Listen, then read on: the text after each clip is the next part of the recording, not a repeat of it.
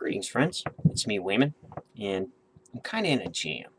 Um, I wanted to read Greek philosophy so I could better understand the Gnostic literature.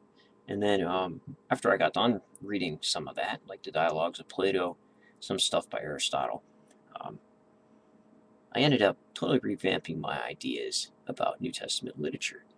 And because now I see the direct influence that Hellenization had on New Testament texts. People who don't read Greek philosophy would not be able to see this, and they tend to forget that um, most of the New Testament writers were Greek or largely influenced by Hellenization. And even though some pushed the Hebrew part, they kind of would love to forget Hellenistic part of that and have us believe that everything dropped out of the sky, like Jesus.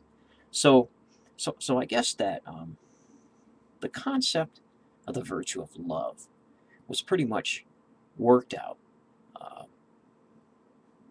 by the Greeks. And if you read Plato's Symposium, you'll find that.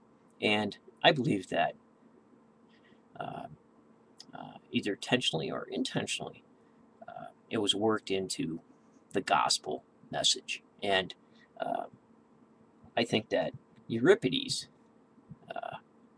would have been a little bit proud of the Gospel of Luke and the writer of Luke when he wrote the tragedy of Jesus. So now I see all these apostles that there's different names for them: ministers, proselytizers, even today as philosophers. And open air preachers would be like the Stoics or the great philosophers standing yelling in the marketplace that we hear about when we study Greek philosophy, and it's awesome.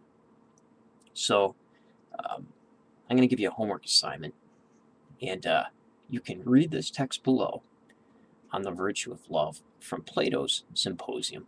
It's a little bit long. I didn't want to drone on like I normally do on these videos, but for those who would like to pursue this idea, just read that part, and then um, tell me what you think or how you think this may have influenced Christianity, especially the writings of Paul and of John.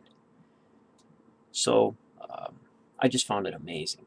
So um, God's love, God's love, uh, this whole idea of the virtue being embodied in and sent to earth in for people was already worked out.